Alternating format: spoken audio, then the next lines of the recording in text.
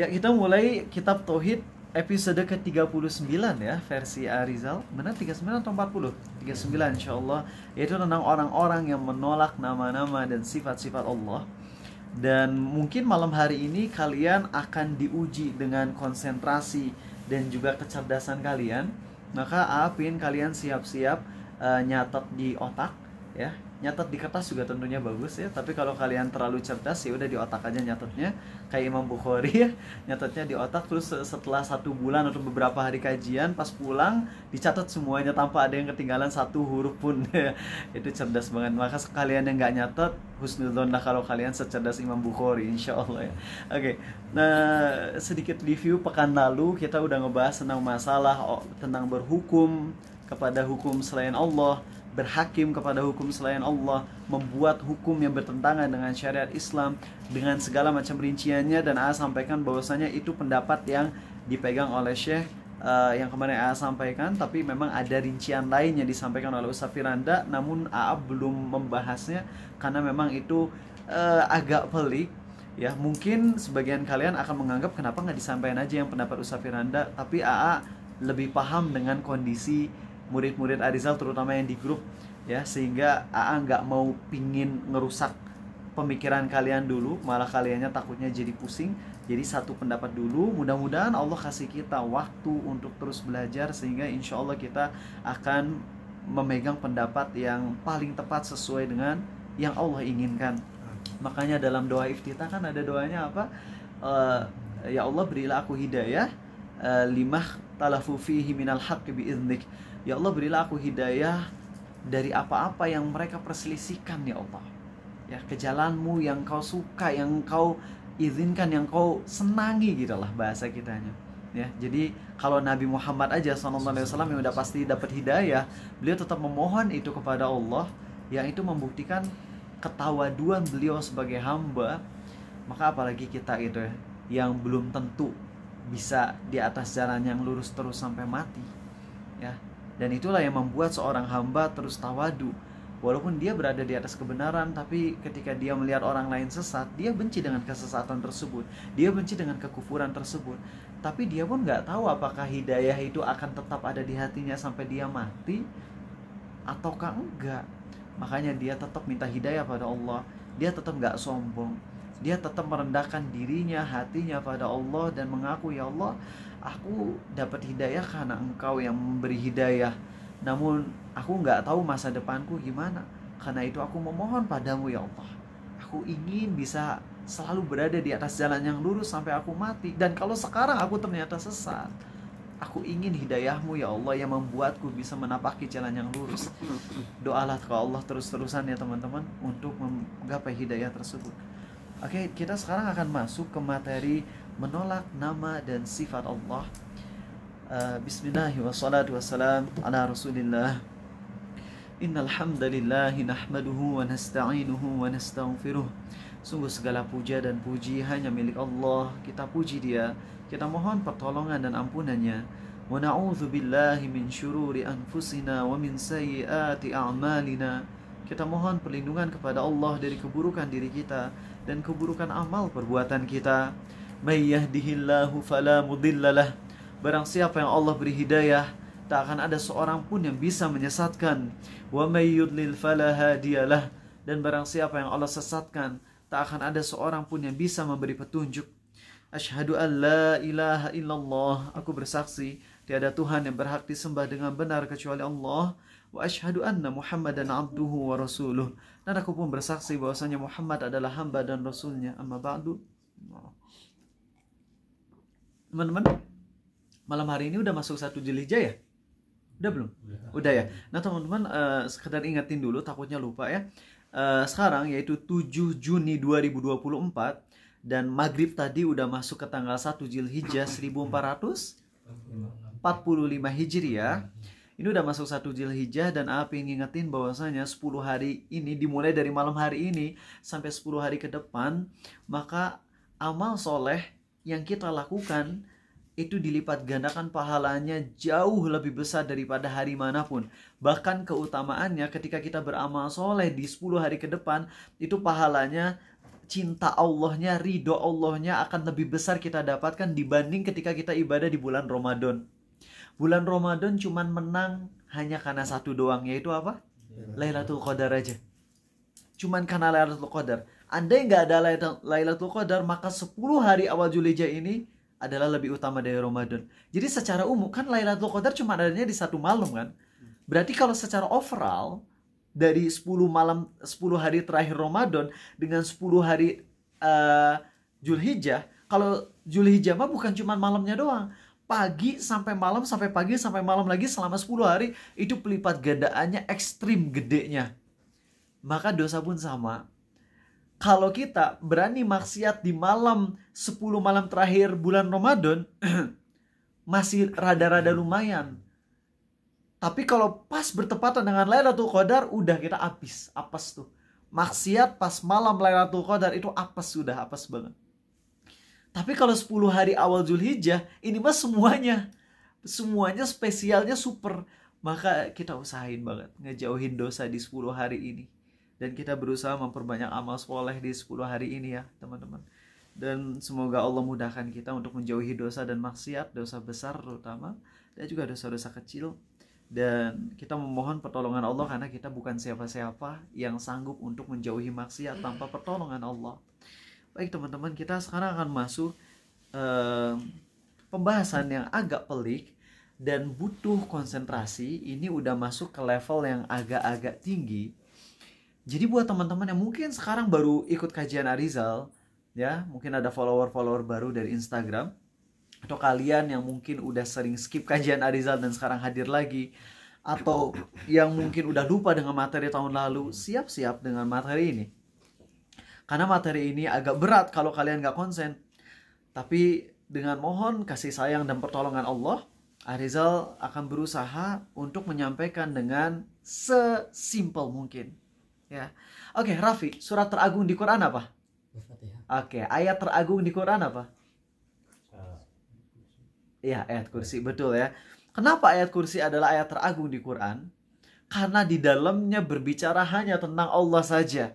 Kita dikenalkan dengan siapa itu Allah. Makanya kalau ada yang nanya siapa itu Allah, orang non-muslim nanya, who is Allah? Who is your God? Kasih ayat kursi. Terjemahin, tapi jangan ayat kursinya doang, gak ngerti nantinya. Terjemahin, kasih tahu siapa itu Allah. Karena pembahasan di ayat kursi itu wow banget. 10 kalimat yang Allah susun dengan sangat indah ada di ayat kursi. Bahkan kalau kalian tahu ya, ayat kursi itu bagian yang awal kan ada 10 kalimat ya. 10 kalimat di ayat kursi. Kalau kalian perhatikan dengan jeli, itu bagian yang awal itu terkoneksi dengan bagian yang ke-10. Bagian yang kedua itu terkoneksi dengan bagian yang ke-9. Bagian yang ketiga terkoneksi dengan bagian ke-7. Bagian keempat terkoneksi dengan bagian ke-7. Salah ngomong tadi dari saya. Pokoknya gini nih.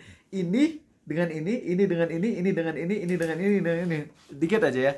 Allahu la ilaha illa huwal hayyul qayyum. Itu kan yang satu ya. Kalau yang akhirnya apa? Wa huwal aliyyul azim. Yang pertama Allah bilang dialah Allah yang hidup terus-menerus mengurusi makhluk-makhluknya, dan yang terakhir aliyyul azim. Ya, dengan ketinggian dan juga keagungannya. Itu agak berat pembahasannya untuk diituin, tapi mari yang kedua deh. La ta'khudhuhu sinatu wala naum. Allah tidak capek, tidak ngantuk dan juga tidak tidur. Coba yang kedua dari terakhir apa? Wala ya'uduhu hifdhuhuma. Allah tidak lelah untuk mengurusi langit dan bumi. Koneksi banget yang kedua dengan yang ke-9 ya. Yang ketiga apa?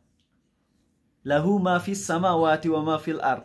Yang ke-8 apa? Pusing ya kalian. Kalau kalian ngelihat aja terjemahan ayat kursi deh. Lihat aja terjemahan ayat kursi itu, kalau kalian ngelihat bagian pertama ayat kursi itu match dengan bagian ke-10. Kalimat kedua ayat kursi match dengan kalimat ke-9.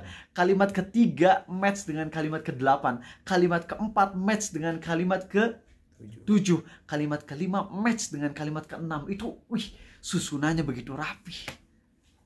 Dan itu diucapkan oleh Nabi Muhammad SAW yang gak bisa sastra Arab. Makanya mukjizat banget. Beliau yang gak bisa baca dan menulis, gak bisa nulis syair karena beliau memang buta huruf, tapi bisa membacakan kalimat yang susunannya begitu sempurna di hadapan orang-orang yang master of syair bahasa Arab. Karena itulah kenapa Abu Jahal and the gang kaget, kok bisa Muhammad yang buta huruf ini membacakan sesuatu yang levelnya udah di atas keindahan level syair. Wow. Itu kalau kita ngebahas ayat kursi bisa dalam banget teman-teman ya. Cuman itu bukan pembahasannya sekarang. Dan bab 40 ini kemungkinan akan ada 5 pertemuan nih, jadi panjang. Kita take time aja, kita nyantai teman-teman ya, karena nggak ada yang ngeburu-buru kok. Karena target kita bukan habis kitab tauhid, target kita apa, masih ingat? Tetap di atas jalan. Mati di atas belajar ilmu Islam. Walaupun nggak habis nggak apa-apa, asal kita mati di atas jalan menuntut ilmu Islam. Oke, teman-teman, kalau kita ngebahas tentang diri Allah, tentunya kita harus di hati ini penuh rasa senang, penuh rasa cinta. Karena kita tahu Allah udah banyak banget berbuat baik ke kita. Secara logika simpel aja ya, kalau Zaki sebutin satu orang muslim yang Zaki senang di zaman now, yang masih hidup. Tahu gak sempurna pasti orangnya ya, tapi yang Zaki senang aja, yang Zaki ngefans. Yang terkenal. Ustadz Nuzul, Masya Allah.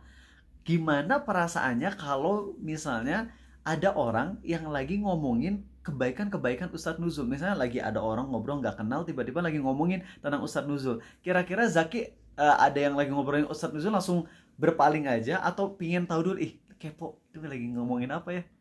Kepo pasti. Karena itu fans gue apa? Idola gue. Kalau fans kita jadi idola ya. Itu idola gue nah. Siapa lagi ngomongin aku pengen tahu nih. Aja teman-teman ya. Waktu dulu ngisi di UGM. Itu salah satu ketua rohis dari suatu jurusan, nggak mau nyebut jurusannya. Itu pas turun dari mobil panitia ya. Pas lagi turun dari mobil, tiba-tiba ketuanya salamin Arizal sampai ngedek-dek gitu badannya. Ini Abu Takeru yang di TikTok, ini kayak gitu banget gitu. Padahal biasa aja ya, biasa. Dan Ari sih sebenarnya kalau digituin teman-teman ya nggak nyaman ya. Kalau ada orang ngefans sama kita tuh bener nggak nyaman banget, nggak enak. Kalau kalian ngerasain nyaman, mungkin kalian udah gila sama kedudukan. Nauzubillah. Kalau secara Islamnya, kalau orang udah digituin tuh harusnya nggak enak. Sebagaimana Abdullah bin Mas'ud ketika ada orang-orang yang mulai literally ngefollow. Jadi Abdullah bin Mas'ud lagi jalan, diikutin dari belakang. Padahal mereka nggak ada kebutuhan apa-apa, cuma ngikut. Jadi siga ngekor aja. Langsung Abdullah bin Mas'ud ngusir tuh, ngapain ngikutin aku gitu. Ya. Nah, itu orang sampai kayak gitu, padahal ke Arizal yang nggak tahu keseharian Arizal. Nah, ketika kita ngefans sama seseorang, lalu ada orang lain yang lagi ngobrolin tentang orang yang kita fansin, itu kita pasti akan kepo, ngomongin apa nih? Oh iya, ideal banget ini, Ustadz Nuzul banget, oh mantep banget gitu. Apalagi kalau ada orang lagi ngomongin tentang Nabi Muhammad SAW. Maka seharusnya hati kita akan lebih dalam lagi ketika berbicara tentang beliau. Apalagi ketika ada orang yang lagi berbicara tentang Tuhannya Muhammad SAW, yaitu Allah. Maka membahas tentang Asmaul Husna, membahas tentang diri Allah adalah bab terpenting dalam Islam.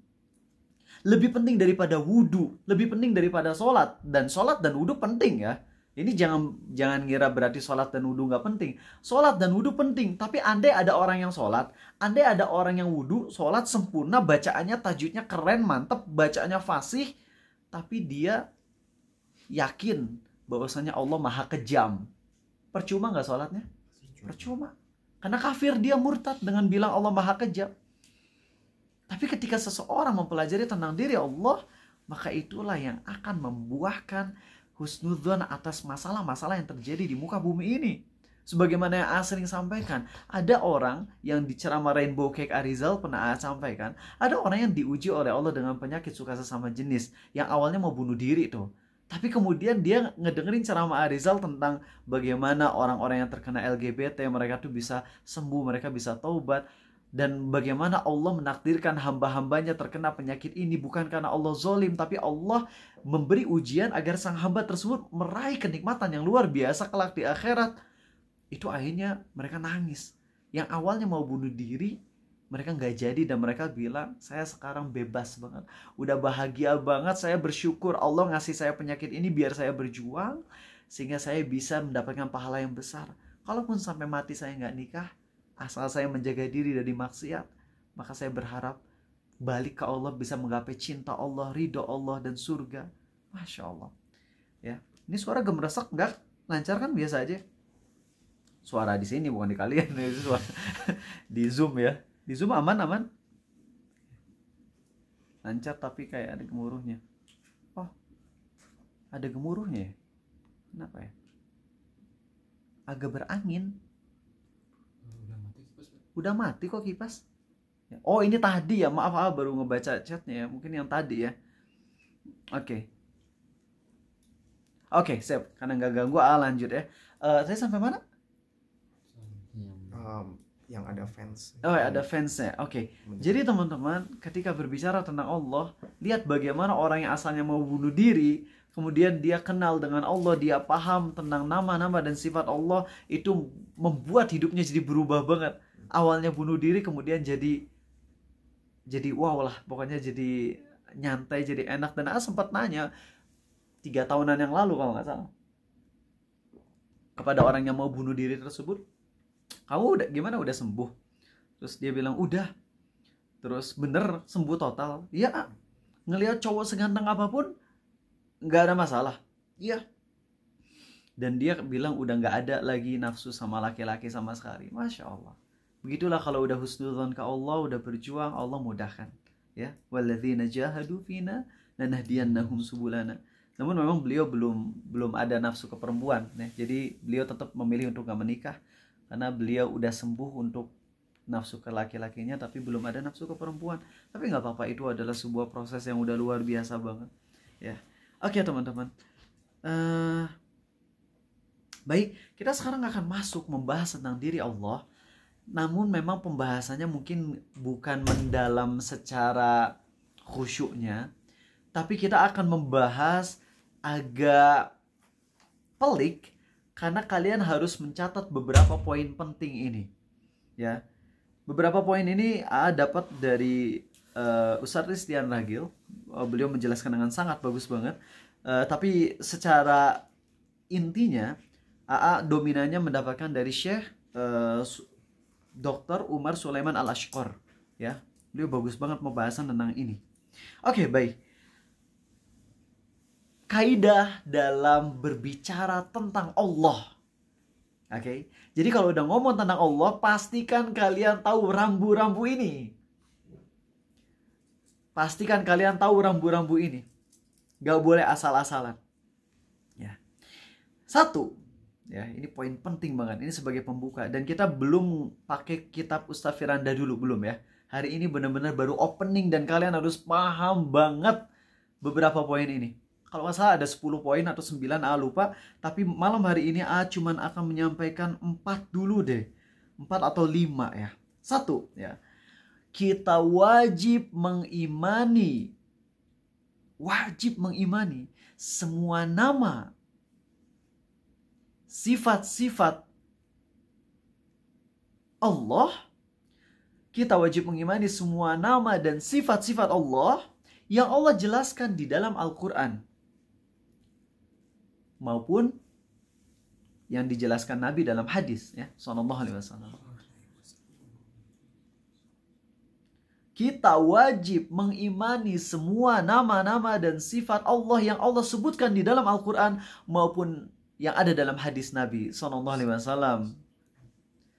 Dan kita tidak boleh menamakan Allah selain dari yang ada di Quran maupun hadis. Ya. Kita wajib mengimani semua nama, sifat-sifat Allah yang ada di Quran dan hadis, dan kita nggak boleh menamakan Allah dengan nama yang nggak ada di Quran dan hadis. Ya Arizal aja ya. Arizal namanya Rizal Fadi Nur Hadi Abu Takeru. Kalau kalian manggil Arizal dengan panggilan lain selain nama Arizal, ya pasti nggak enak dong. Kecuali kalau panggilan mungkin namanya bagus ya bisa-bisa aja. Tapi kayak Arizal dulu pas di Australia nih, Mrs. Sonia Hamud sering manggil Arizal, "Hey Rizal, naon adalah Rizal gitu." Asa geuleuh ngedengernya gitu. Arizal dipanggil Rizal, siga Razor mah peso pisau. Dipanggil Rizal gitu. Geli ngedengernya. Nah, Tapi bisa aja kalian manggil Arizal dengan nama yang bukan Arizal, tapi senang-senang aja ngedenger. Kayak punya salah satu murid founder of Paradise Driver, namanya Ikhwanul Muslimin. Anak Stay ITB 2013 kalau nggak salah. Itu salah satu anak paling cerdas di Stay ITB. Namanya Ikhwanul Muslimin. Tapi dari dulu namain beliau tuh Zain. Manggilnya Zain, Zain, Zain. Dan setiap kali Arizal manggil Zain gitu, dia seneng banget. Bahkan di semua medsosnya dia rubah Ikhwanul Muslimin tanda kurung Zain gitu ya. Padahal Zain nggak ada di daftar namanya, nggak ada di manapun, itu nggak ada, itu nggak ada. Tapi itu dia, Zain itu adalah nama yang Arizal buat atas dia, yang dia mungkin bawa sampai sekarang entah gitu ya. Gitu. Nah itu Ikhwanul Muslimin. Nah jadi bisa aja kita namain orang lain dengan nama yang bukan namanya, tapi dia seneng. Kayak Ali dipanggil Abu Turab. Abu Turab tuh debuan gitu lah. Itu seneng gitu ya. Nabi SAW manggil Ali dengan sebutan Abu Turab, seneng itu. Ya, gak dianggap sebagai ejekan, karena itu kan candaan juga dari Nabi SAW. Nah, jadi itu ya poin nomor 1. Jadi apa poin nomor 1, Rafiq? Wajib mengimani semua nama Allah dan sifat Allah yang disebutkan dalam Al-Quran maupun yang ada dalam hadis Rasulullah, dan tak boleh menamai Allah selain yang ada di dalam Al-Quran dan juga hadis. Bagus ya, wajib mengimani semua nama dan sifat Allah yang ada di Quran maupun hadis, dan tidak boleh menamakan selain dari yang ada di Quran dan hadis. Sip, itu poin nomor 1.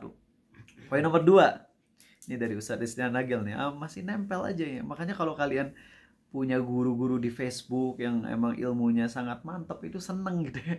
Kita ilmunya nempel banget gitu. Ketika kita diskusi, nanya, mungkin ada kadang-kadang ada beda pendapat, tapi wajar lah. Ya cuman pasti ada yang nempel gitu lah kalau kita sering nanya ke guru dan gurunya seneng sama kita gitu ya. Nama Allah itu awalnya dari bahasa Arab. Oke? Nama Allah awalnya dari bahasa Arab. Kemudian diterjemahkan ke bahasa masing-masing kita, kalau kita di Indonesia atau di Inggris, dengan kata yang paling mendekatinya, dengan kata yang paling mendekati makna dari bahasa Arab tersebut. Oke? Jadi jangan ditukar. Kita namain Allah dari bahasa kita, kemudian kita dicari bahasa Arab yang sepadan dengannya. Itu nggak boleh. Paham ya? Jadi kita harus menamakan Allah ya dari bahasa Arab. Dan itu pun yang ada di Quran dan hadis. Karena itu kita nggak boleh nyebut Allah sebagai Al-Faliq. Al-Faliq itu petani gitu. Maha petani. Nggak boleh. Walaupun ada ayatnya di surah Al-An'am, Innallaha faliqul habbi wan nawa. Tapi nggak boleh nyebut Allah Al-Faliq, Al-Falah misalnya.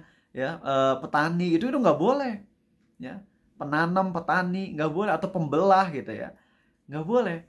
Jadi menamakan Allah, nama Allah tuh originnya dalam bahasa Arab yang ada di Quran dan hadis, kemudian diterjemahin ke bahasa Indonesia yang maknanya paling mendekati. Bisa maknanya bisa sempurna nggak bisa, karena bahasa Arab terlalu indah, terlalu dalam, maknanya pun sangat dalam dan luas, sehingga ketika diterjemahkan ke bahasa lain yang nggak bisa sempurna. Kayak misalnya Rob, bahasa Indonesianya apa? Rob, Tuhan. Padahal kalau diterjemahin lebih dalam lagi, Rob itu adalah sustainer, creator, pencipta, penjaga, pemelihara, pengatur. Cuman kan nggak enak kalau misalnya terjemahannya panjang gitu ya. Alhamdulillahirabbil alamin. Terjemahannya segala puji bagi Allah, pengatur, pencipta, pemelihara, wah, kok itu panjang nantinya. Karena itulah kenapa para ulama ulama yang paham bahasa Arab dan bahasa Indonesia berusaha mencari yang maknanya paling dekat dari bahasa Arab itu. Paham ya? Jangan dibalik. Namain Allah pakai bahasa Indonesia. Contoh, atau bahasa Inggris, Allah is so sweet. Allah sweet. The sweetest. Allah the sweetest. Allah yang paling manis, Allah yang paling imut, atau Allah maha romantis. Lalu setelah kita pakai bahasa Indonesia, kita cari bahasa Arab yang paling mendekatinya. Atau bahkan sampai nyebut Allah itu mak comblang. Kalau itu udah bablas, Kalian kalau sengaja coba ayat kelima Al-Fatihah, Raffi baca. Iya karena budu. Gimana yang benar bacanya? Iya karena budu wa iya karena nasta'in. Iyyaka na'budu wa iyyaka nasta'in. Tahu nggak cara murtad? Baca ini tapi murtad gimana caranya? Iya kan. Iya kan. Pertama iyanya nggak ditasdid, ya itu bisa. Dan kita udah paham ya. Atau gini deh, kalau itu kan banyak orang yang salah karena nggak ngerti tajwid. Kalau ini gini, ka-nya diganti jadi ki. Iyyaki na'budu wa iyyaki nasta'in. Iyyaka kan ke Allah, tapi kalau iyyaki itu jadinya perempuan. Kalau kak laki-laki enggak. Kalau ke Allah emang pakai kak bukan karena Allah perempuan, bukan karena Allah laki-laki, bukan. Karena emang dalam kaidah bahasa Arab pakainya kak untuk Allah itu. Ya, tapi bukan berarti Allahnya cowok. Dalam bahasa Inggris nyebut Allah kan he. Bukan berarti Allahnya laki-laki, bukan. Tapi ketika kita ganti ki, di situ jelas malah jadi feminim di situ. Manggil Allah malah pakainya ki. Wah, ini kafir ini, bisa kafir. Nah, ketika nyebut Allah mak comblang, aduh itu udah parah banget, bablas.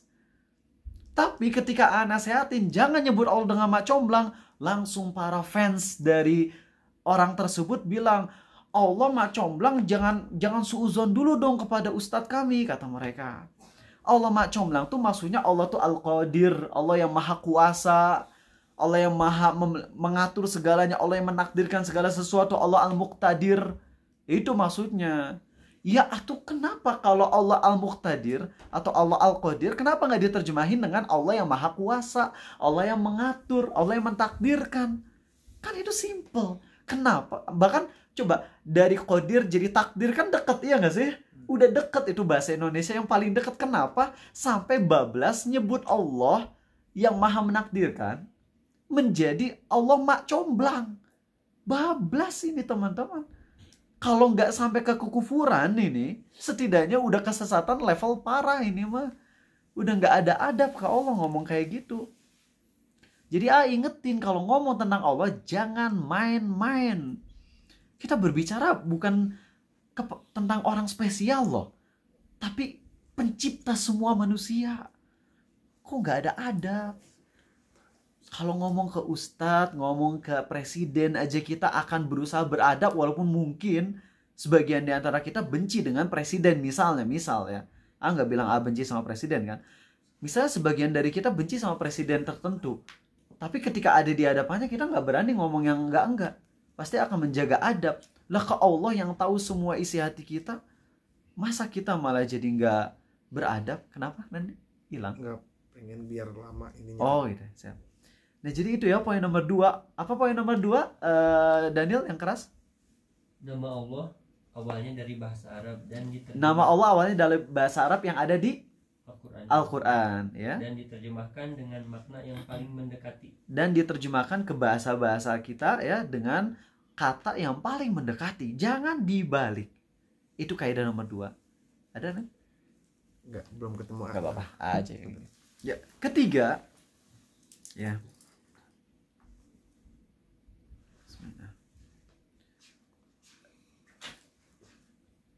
Hadid. Nama Allah ada berapa, Dit? Yang kita tidak ketahui banyak. Tetot, jangan. Jawabannya bener api, nyari yang salah soalnya. Kalau yang bener jangan dulu ya. Siapa ya? Zaki, berapa nama Allah? 99. Salah. Itu dia. Itu yang Api ingin ini. Ketika Zaki ya bener ya.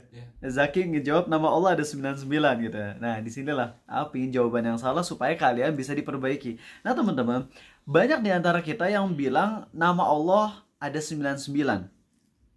Ya, yang benar bukan nama Allah ada 99, yang benar ada 99 nama Allah.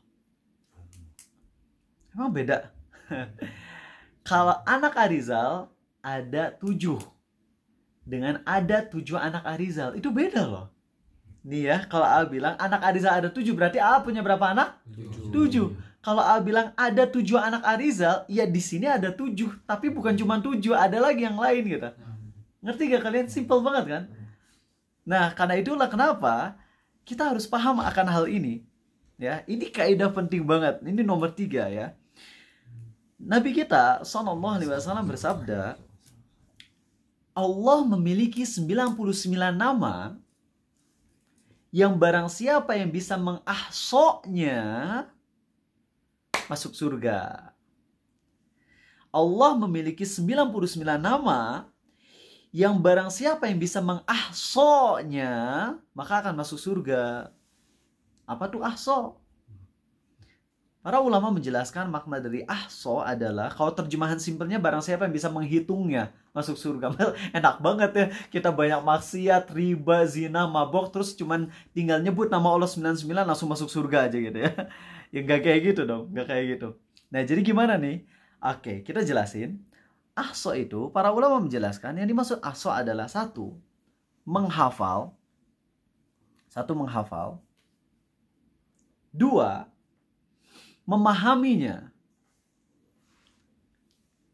Tiga, mengamalkan konsekuensinya.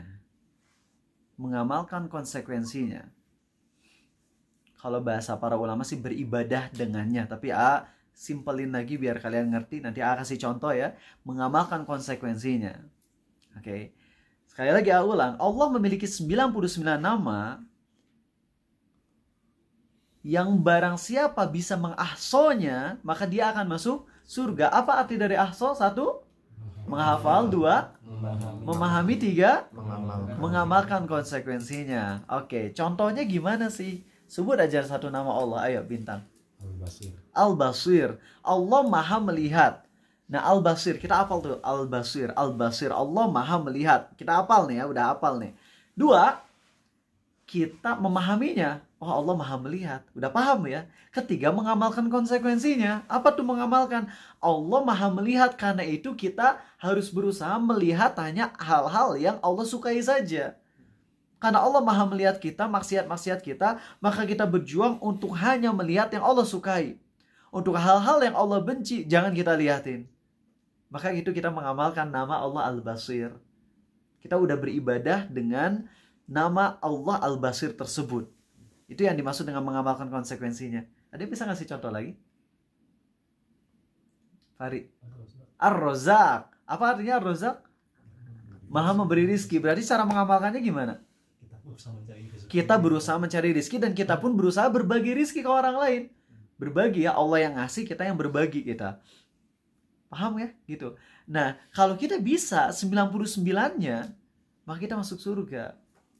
Ada lagi nggak yang bisa nyari yang nama lain coba? Ihsan.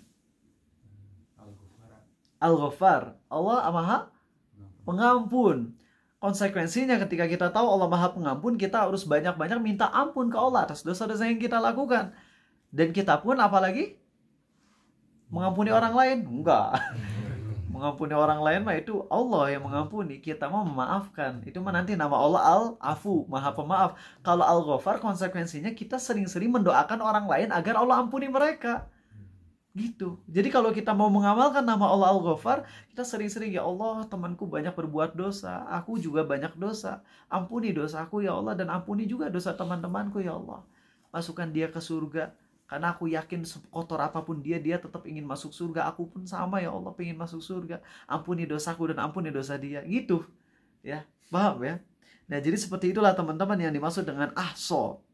Tahu dari mana bahwasanya nama Allah lebih dari 99? Tadi kan bilang, Allah tuh namanya bukan 99. Allah tuh namanya lebih dari 99. Apa dalilnya? Dalil pertama adalah coba kalian. Coba aja kumpulkan kalian dari ayat Quran dan hadis Nabi SAW, atau dari Quran aja deh, sama hadis deh. Itu kalau kita kumpulin semuanya nama-nama Allah yang ada di Quran dan hadis, itu totalnya udah sekitar 150-an. Udah 150. Padahal tadi Nabi SAW bersabda berapa? 99. Jadi maksudnya tuh simpelnya gini ya, Allah memiliki nama yang sangat banyak. Tapi dari nama yang sangat banyak itu ada 99 nama yang paling spesial. Nama Allah semuanya spesial. Tapi dari semua yang spesial tersebut, Allah pilih 99 yang paling spesial. Kalau kita bisa menghafal yang 99 yang paling spesial tersebut, kita pahami, kita amalkan konsekuensinya, kita masuk surga. Paham di sini teman-teman? Iya, gitu. Oke? Terus dalil lainnya apa bahwasanya nama Allah lebih dari 99?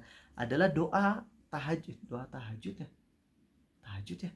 Yang ini, Allahumma inni as'aluka bi. Oh ini, doa kalau lagi sedih ya. Doa tahajud sama doa kalau lagi sedih kalian. Doa kalau lagi galau. Panjang doanya, potong di bagian tengahnya aja ya. As'aluka bikullis min huwalak.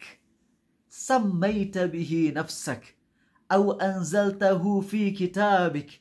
Au 'allamtahu ahadan min khalqik. Au ista'tharta bihi fi ilmil ghaibi 'indak. Ya Allah, aku memohon kepadamu dengan bertawasul dengan nama-nama Allah yang kau namai atas dirimu sendiri. Aku bertawasul dengan nama-namamu, nama-nama milikmu ya Allah. Ya. Sammaita bihi nafsa, yang kau namai atas dirimu sendiri ya Allah. Atau nama-nama yang kau sebutkan dalam kitab-kitab yang kau turunkan ya Allah. Atau nama-nama yang kau ajarkan kepada salah satu dari hambamu, yaitu Rasul-Rasulmu ya Allah. Atau dengan nama-nama yang kau sembunyikan dalam ilmu gaibmu ya Allah. Jadi ada nama-nama Allah yang Allah sembunyikan pada dirinya sendiri yang gak dikasih tahu ke kita. Berarti kalau ada 99 nama yang udah kita hafal, pasti ada lebih dari itu. Soalnya nama-nama yang Allah sembunyikan atas dirinya, kita bisa tahu nggak? Ya nggak bisa. Kalau kita tahu berarti nggak disembunyiin gitu ya. Gitu. Jadi nama Allah itu lebih dari 99. Paham di sini? Itu kaidah yang ketiga. Kaidah keempat teman-teman. 5 dulu aja ya biar nggak kepanjangan ya. Setiap nama Allah minimal mengandung satu sifat. Setiap nama Allah minimal mengandung satu sifat. Oke. Setiap nama Allah minimal mengandung satu sifat. Oke, alhamdulillah teman-teman. Berarti, mau nanya ya, kalau nama Allah aja udah 99 setidaknya yang kita hafal, berarti sifat Allah minimal berapa? 99. Minimal ya teh. Tapi udah kita tahu satu sifat Allah bisa jadi lebih dari itu. Kayak misalnya Allah Ar-Razzaq, Allah Maha memberi rizki. Apa konsekuensi dari Allah memberi rizki? Allah turunkan hujan, Allah turunkan tanaman. Innallaha faliqul habbi wan nawa. Terus Allah juga turun wa yunazzilul ghaits, Allah turunkan hujan. Nah, jadi teman-teman, nama Allah yang satu itu bisa jadi banyak sifatnya. Tapi yang dimaksud sifat tuh apa sih ya? Kok bilang sifat Allah nurunin hujan, numbuhin tanaman? Nah ini dia teman-teman yang perlu kita jelasin lagi. Ini poin kelima terakhir ya. Beda antara sifat versi bahasa Indonesia dengan sifat versi bahasa Arab. Coba deh, kalau nanya ke Isan, sifat tuh maksudnya apa sih? Karakter, bagus. Dulu nanya ke Hilmi dan jawabannya sama persis ya. Sifat tuh attribute ya. Jadi ciri-ciri gitu ya. Berarti kalau misalnya air, contohnya air, apa karakteristik, apa sifat air? Basah, cair gitu ya. Kalau apa sifat Arizal? Padat gitu kalian. Kalian ada aja. Arizal padat bener ya. Tapi kalau kalian mensifati Arizal aja, kalian pasti akan bilang Arizal padat, mungkin mata sipit katanya. Ya gitu pasal belotot kira Arizal. Mata Arizal katanya sipit kayak orang Cina, Jepang, terserah lah mau ngomong apa. Terus misalnya Arizal badannya pas gitu ya, nggak terlalu gendut, nggak kurus. Terus jari Arizal ada 5, itu sifat karakteristik yang ada pada diri Arizal kan. Nah, tapi kalau kita berbicara tentang Allah, sifat yang dimaksud itu ada 2 jenis teman-teman. Ada sifat zatiyah, ada sifat fi'liyah. Apa tuh sifat zatiyah? Sifat zatiyah itu sifat, ulang ya, pelan-pelan ya, takutnya akan cepetan. Jadi kalau kita ngomong tentang sifat, itu jangan, yang di otak kita jangan sifat versi kimia atau sifat versi fisika. Kita berbicara tentang sifat itu maksudnya sifat versi Islam. Versi kalau berbicara tentang Allah, kalau kita udah bilang sifat-sifat Allah, itu maksudnya adalah ada 2, ada sifat zatiyah, ada sifat fi'liyah. Apa sih sifat zatiyah? Sifat zatiyah itu sifat yang melekat pada diri Allah. Ini bahasanya pas nggak ya? Mudah-mudahan pas deh. Sifat yang ya udah berada pada Allah aja dan selalu ada pada Allah, nggak akan pernah hilang. Contohnya Allah penyayang. Apakah akan hilang sifat Allah penyayang? Nggak akan pernah. Akan nempel terus. Allah hidup. Nggak akan pernah hilang itu. Akan tetap ada pada diri Allah. Tapi ada juga sifat yang maknanya adalah perbuatan. Jadi kalau kita ngomong tentang perbuatan Allah, kita juga ngomong sifat gitu. Ngerti kan? Coba sekali lagi ya. Sifat Allah ada dua jenis. Satu sifat apa? Zatiyah. Apa sifat zatiyah? Yang melekat pada Allah, nempel pada Allah, yang nggak akan pernah lepas. Seperti Allah penyayang, ya, Allah bijaksana. Silakan masuk. Dan pokoknya ya kalian bisa paham lah semua itu ya. Kedua adalah sifat fi'liyah, yaitu sifat yang maknanya adalah perbuatan Allah. Seperti contohnya dalam hadis Nabi SAW bersabda, kalau hambaku jalan padaku, aku akan berlari-lari kecil padanya. Itu sifat Allah. Ketika kita bilang Allah berlari-lari kecil, itu sifat Allah. Ya, atau Allah berbicara kepada hambanya. Allah berbicara kepada Musa, Allah berbicara kepada Jibril, Allah berbicara kepada Nabi Muhammad SAW. Itu adalah sifat yang maknanya perbuatan Allah. Ya, jadi itu dulu deh. Udah panas memorinya kalian. Udah paham ya, ini 5 dulu. Nanti insya Allah kita akan lanjut, dan aku ingin bahas yang lebih dalam lagi mudah-mudahan minggu-minggu depan. Dan kita sekarang lanjut dulu teman-teman pembahasan di tafsir surat Yusuf ya. Kita kalau ada pertanyaan, kalian utamakan dulu pertanyaan tentang yang tadi A sampaikan, atau barangkali tadi ada yang kepleset salah ngomong, bisa diperbaiki. Nggak apa-apa kok kalau misalnya diperbaiki di depan umum ya, nggak ada masalah insya Allah. Nah, apa yang bahas tentang tafsir surat Yusuf teman-teman, dan kita tahu ya bahwasanya tafsir Quran ketika tidak ada di Quran maupun di hadis, maka kita ngikutin pendapat para ulama. Dan ketika para ulama tidak memastikan suatu ayat, maka kita bisa juga pakai kisah-kisah dari Bani Israel hanya sebagai pelengkap aja. Ya, bukan untuk diimani, tapi untuk diambil hikmahnya. Karena itu Nabi kita SAW bersabda, "Wahadithu an Bani Israil wala haraj." Silakan ceritain aja tentang kisah-kisah dari Bani Israel, ini no problem, kata beliau. Ya, jadi teman-teman, ada ayat Quran tentang Nabi Yusuf. Kita kemarin udah bahas sampai ayat fasabrun jamil. Nabi Yakub tuh berusaha untuk sabar karena anaknya udah hilang ini ya. Nah, kita akan lanjut nih. Ya, kita akan lanjut. Ayat berikutnya adalah waja'at sayyaratu fa'arsalu waridahum fa'adla dalwah.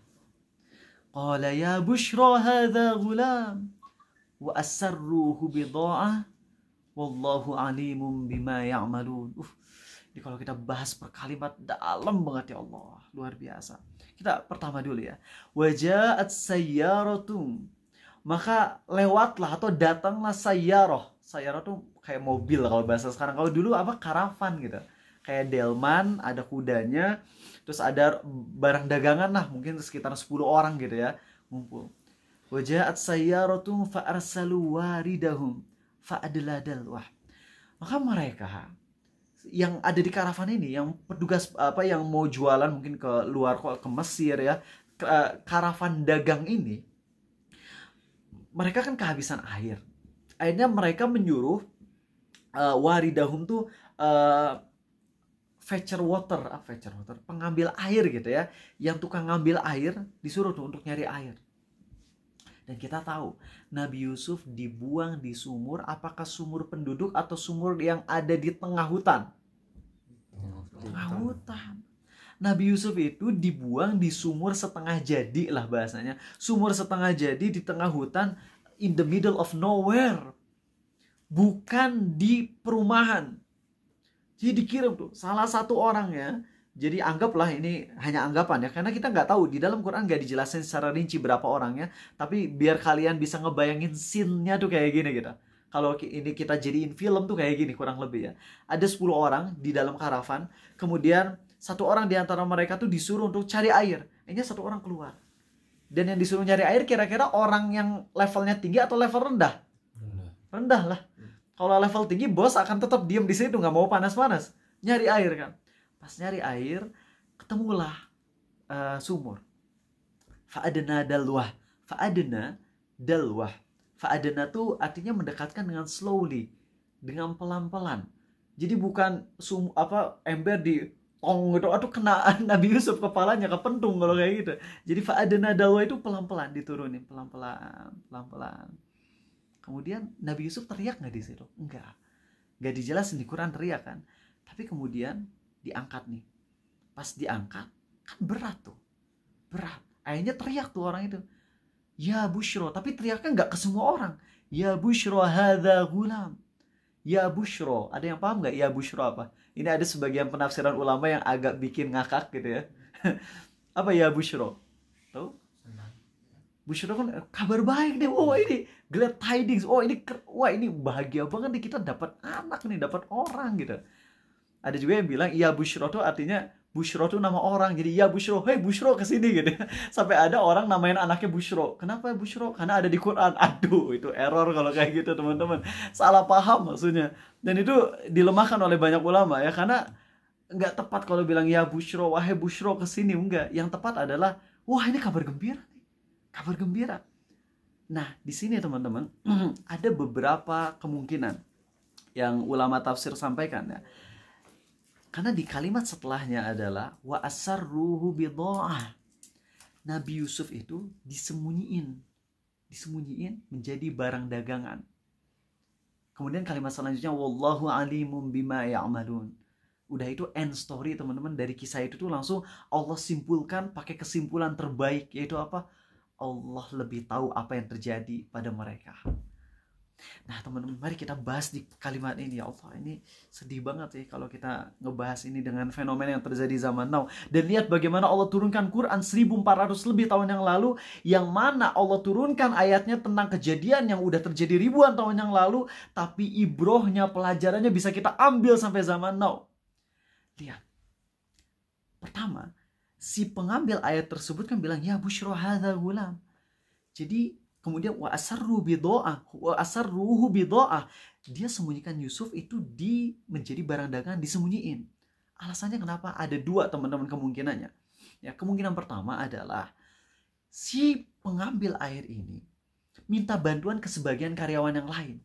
Kan nggak mungkin gitu kalau pakai timba ditarik sendirian, kan pasti berat. Yusuf usianya sekitar 7-8 tahunan. Nah kalau yang kita sekarang kan gulam itu sekitar 7 tahunan. Nah itu kan Nabi Yusuf diangkat. Kan itu berat. Jadi cuma manggil beberapa orang doang. Kemudian setelah diambil, disimpan jadi barang dagangan, disembunyiin. Biar nggak ketahuan bos. Karena kalau ketahuan bos, nanti barang dagangannya jadi milik siapa? Bos. Nanti yang untung siapa? Bos. Makanya disembunyiin agar apa? Agar yang untung dia yang nemuin. Itu pemahaman ulama pertama tentang kenapa orang-orang ini menyembunyikan Nabi Yusuf di itu, yaitu karyawannya nyembunyiin agar nggak ketahuan bos, sehingga dia bisa jual diam-diam tanpa sepengetahuan pemilik karavan, pemilik barang dagangan tersebut, bosnya, sehingga yang untung dia gitu. Karena kalau kita udah ngelihat budak itu kan gede gitu loh, gede itu keuntungannya, apalagi budak ganteng deh, ganteng. Dan kita tahu Nabi Yusuf itu ketika diambil dalam kondisi nggak pakai baju. Kenapa? Dirampas sama kakaknya. Sehingga Nabi Yusuf nggak pakai baju. Udah kena debu, udah kotor kan secara fisiknya. Sehingga ketika diambil, hadza gulam. Gulam di sini ini budak nih, budak. Cuman si pengambil ayat tersebut tahu nih, ini entah budak atau apa ya. Budak sih bisa aja budak karena kelihatannya nggak ada baju terus kotor, tapi wajah ganteng gini, udah aku nggak mau tahu tentang apa yang terjadi sama dia, yang penting disembunyiin aja. Ini kemungkinan pertama. Kemungkinan kedua adalah memang di situ ketahuan sama semuanya. Jadi dan akhirnya semua karavan tersebut setuju untuk disembunyiin. Kita nggak mau tahu ini anak atau budak atau apapun, tapi yang penting kita sembunyiin, takutnya ada keluarganya. Nanti kalau ada keluarganya pasti akan diambil lagi. Sedangkan anak ini kalau kita ambil dan kita jual, ini bisa profit buat kita. Paham gak di sini? Paham di situ? Dan apa kira-kira pelajaran yang bisa kita ambil di zaman now? Ketika ekonomi, pelajaran pertama adalah ketika keserakahan itu udah ada di dalam hati kita, maka empati itu akan berkurang, teman-teman. Empati itu akan hilang total ketika keserakahan, keinginan duniawi udah ada di hati kita. Empati itu udah nggak ada, humanity itu udah hilang, perasaan kemanusiaan itu udah hilang. Dan kedua, ketika kondisi ekonomi, kalau tadi kan keserakahan, kalau serakah tuh identik dengan miskin atau nggak selalu miskin? Nggak selalu ya, orang kaya bisa serakah, orang miskin juga bisa serakah. Itu pertama, tapi pelajarannya bisa diambil dua-duanya dari ayat ini. Pertama adalah ketika keserakahan dalam hati seseorang tuh udah mendominasi, maka dia udah nggak akan empati lagi. Kedua, teman-teman, kita tahu yang itu adalah, anggaplah itu karyawan yang dia sembunyi-sembunyi dari bos, yang mana kemudian dia jual. Bisa jadi itu adalah karena faktor ekonomi. Kemiskinan bisa membuat empati juga hilang. Dan sebenarnya ini dua-duanya bisa digabung ya. Udah mah miskin dan serakah lagi. Intinya, ketika seseorang udah punya faktor ekonomi, kekurangan ekonomi, dan yang dominan di sini sebenarnya bukan faktor ekonominya ya, tapi apa? Serakahnya. Karena kita ngelihat bagaimana yang video yang bikin kita nangis tuh yang posting di Instagram, bagaimana ada orang miskin yang dia udah nggak punya uang, lalu ada konten kreator yang pura-pura miskin, nggak punya makanan, terus minta uang dikasih. Terus dia bilang apa? This is the only money that I have. Ya, ini kalau misalnya ada yang butuhnya sekarang ya aku nggak boleh untuk mendiamkan sampai besok. Kamu butuh ini kayaknya dikasih. Ketika orang miskin tapi nggak punya sifat serakah, maka empati akan besar. Tapi ketika udah ada keserakahan, maka empati itu hilang, teman-teman. Dan kita bisa ngelihat sekarang bagaimana, kita gak usah ngomongin Israel dulu deh, kita ngomongin orang-orang yang gak ada sama sekali empati kepada orang-orang yang ada di Palestina. Serakah banget gitu loh mereka. Nafsunya diikutin terus. Jujur minta ampun ke Allah atas kesalahan Arizal. Dan pun nggak mau nyebut siapa ustadznya ya. Pokoknya ada ustadz yang bilang gak boleh ngeboikot gitu. Ustadz terkenal bilang jangan boikot, karena boikot itu kebiasaan orang-orang dari aliran sesat. Tapi udah rujuk dari pendapat itu. Nggak mau nyebut ustadznya karena ustadznya mulia juga, Guru Arizal. Tapi yang jelas, kok bisa-bisanya gitu, udah jelas ini KFC yang sengaja bikin postingan yang ngejek-ngejek orang-orang di Rafah. Di toko kami nggak ada tenda ya, yang ada makanan yang enak. Gila itu KFC. Udah jelas itu statementnya kayak gitu. Kita mau bilang tapi kan gak semua KFC. Iya, tapi itu KFC yang di sono kayak gitu. Dan kita sebagai bentuk solidaritas kita untuk cinta kita kepada orang-orang di Palestina, harusnya kita benci banget dong. Secara whole kita benci, karena walaupun itu oknum, tapi banyak oknum yang kayak gitu. Maka sebagai bentuk kita membencinya, dan mudah-mudahan dengan kita membencinya, memboikotnya, orang-orang yang memang masih lurus yang ada di KFC tersebut, mudah-mudahan mereka juga mau tobat. Sehingga bikin produk sendiri kayak, atau misahin diri kayak, atau kayak gimana lah. Tapi ada orang-orang yang nggak mau kayak gitu, sengaja gitu. Beli Starbucks, kemudian habis itu diposting, saya peduli sama orang-orang karyawan yang ada di Starbucks. Kalian peduli sama orang-orang yang ada di Palestina, silakan. Kalau kita pakai logika, siapa yang lebih butuh sekarang gitu lah. Oke lah, orang-orang yang ada di Starbucks, di KFC, mereka butuh duit karena mereka karyawan. Tapi sekarang yang lebih genting siapa butuhnya? Orang-orang yang ada di Palestina. Secara logika juga harusnya kita lebih cenderung membantu Palestina. Kedua, ingat ya, memakmurkan karyawan bukan tugas customer. Tadi aku ngomong apa? Memakmurkan karyawan adalah tugas perusahaan. Bukan tugas customer, bukan. Tugas perusahaan. Sehingga perusahaan yang bertugas untuk mikirin strategi agar karyawannya makmur. Ketika mereka terus-menerus malah ngejek-ngejek orang Palestina, ngedukung Israel yang udah jelas-jelas penjahat perang yang disepakati oleh mayoritas negara, kok masih bisa ngedukung Israel sih? Itu kan berarti emang udah gak ada empati mereka, serakahnya mereka ingin dapat dunia sampai rela. Itu udah gak ada manusianya, teman-teman, sama sekali. Mereka ngelihat bayi dibakar. Dan kita belum ada gitu ya, belum ada empati kita. Dulu ya, kalau mikir ya Allah, dulu bahkan memproklamasikan udah nggak apa-apa makan di Pizza Hut, di KFC, di McDonald, nggak apa-apa ya, nggak ada masalah kok. Kita kan nggak ada niat membantai orang-orang di Palestina. Kalau mikir lagi sama ucapan itu, ya Allah, padahal masih banyak ayam-ayam yang lain. Bahkan setelah Ariza sekarang berhenti dari KFC, McDonald, dan sebagainya, nyobain makan di tempat yang lain. Wow, rasanya lebih enak. Dan lebih enak di kantong gitu loh. Jadi kan hijrah kadang-kadang berat. Ini mah udah hijrah dikasih yang lebih ringan lagi sama Allah, lebih enak. Mana empatinya gitu loh.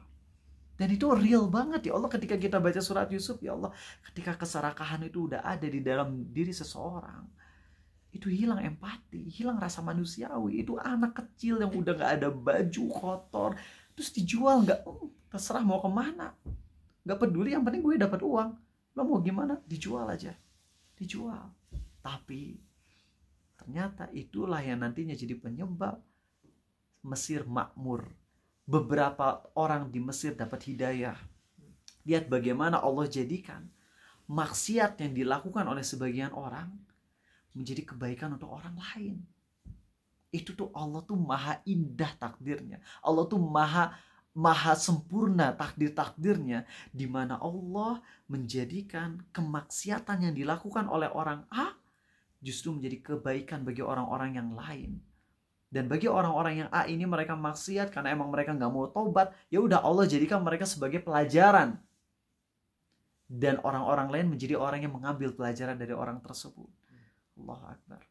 Ya, jadi coba pas lagi baca surat Yusuf, kalian resapi, terus kalian hayati, ya Allah, aku juga mungkin sering kayak gitu. Keserakahan yang ada pada diriku membuat sisi kemanusiaanku yang lurus hilang. Aku karena serakah sampai aku jadi nggak mau bantu orang lain, padahal aku sanggup, padahal orang lain dalam kondisi darurat itu, tapi aku nggak bantu karena serakahnya diriku. Coba ingat dengan ayat ini. Kalau kalian berusaha untuk menghayati dan mengamalkannya, berarti kalian kehitung insya Allah mengamalkan ayat tadi. Tadi kan perintah atau kisah? Kisah ya. Tapi dalam kisah juga ada sisi perintah yang bisa kita amalkan.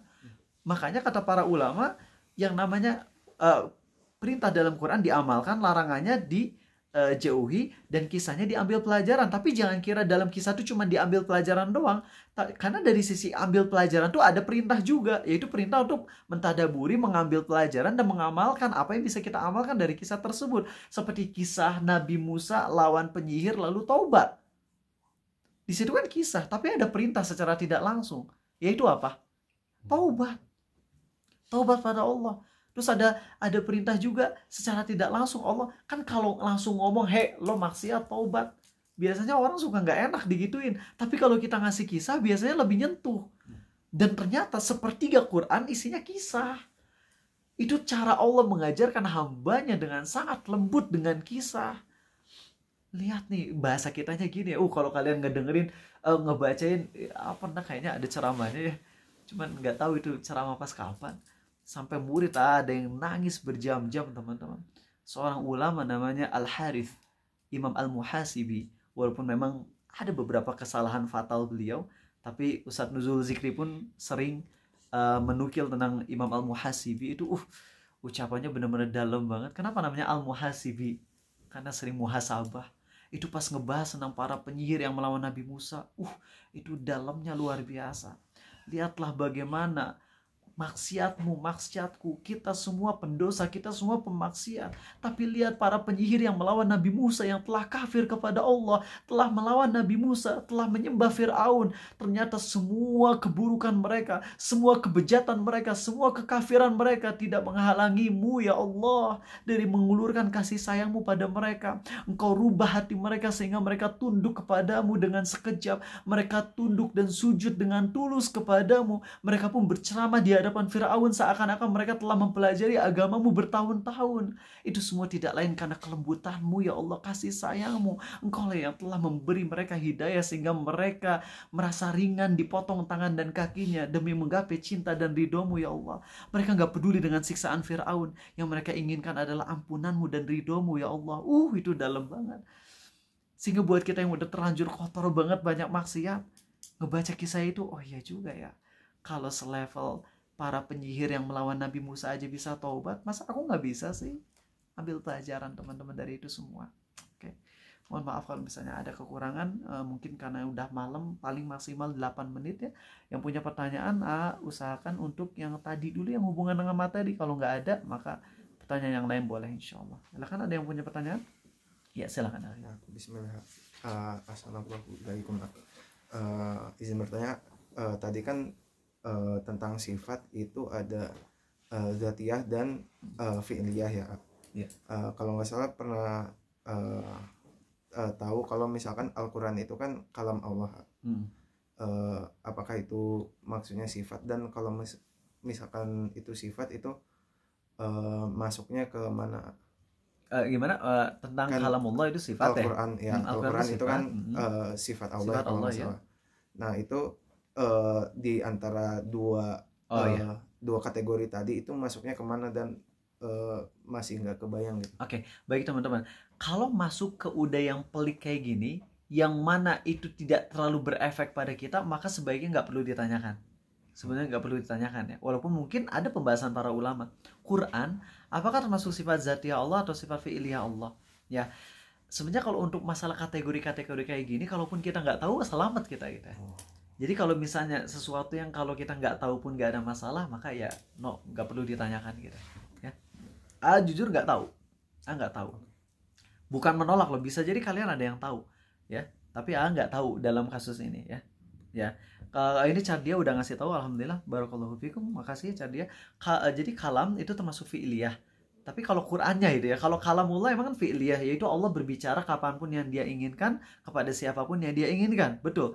Tapi jadi kalau dari segi kalamnya, ngomongnya iya itu fi'liyah. Tapi kalau Qur'annya yang udah diturunkan, udah fix, Qur'an nggak akan ditambah dan dikurangin kan?